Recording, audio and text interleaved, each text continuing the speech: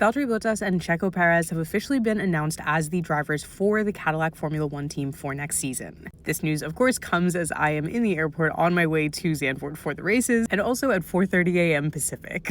I think that this choice of driver pairing makes a lot of sense. Cadillac is brand new to the grid, and what they really need to be able to do is have drivers that can get the car across the line every week as much as possible. Valtteri and Checo both have an extreme amount of experience, both on teams that have won championships while they were there. While Checo has been out of the sport this year, it doesn't take away from the amount of experience that he has previously, and Valtteri is someone who has been at the highest of highs and the lowest of lows in this sport. While there was an expectation originally that we would have one experienced driver and one American driver, I think it makes a ton of sense that we're seeing two experienced drivers instead of that. While it would be cool to have an American driver on the grid again, there isn't really anyone who is fully there yet, and there is always a possibility that we see an American driver move into a reserve driver role here. In terms of getting this team on its feet, it makes sense to go with two drivers who can not only help them develop the car, but also help them get comfortable in a competition setting like this. Personally, I am very excited to see Valtteri return to the grid, and I think a lot of people are going to be excited to see Checo return to the grid. The other thing that is very interesting about this is it gives us a possibility of seeing these drivers have sort of a second era to their careers. Valtteri sort of filled the second driver position at Mercedes when Lewis Hamilton was winning championships, and Checo filled that second seat position with Max Verstappen. Taking two drivers who have actually been very solidly in that second seat position for so long presents a really interesting opportunity to see these drivers actually kind of put forward a new type of energy on the grid.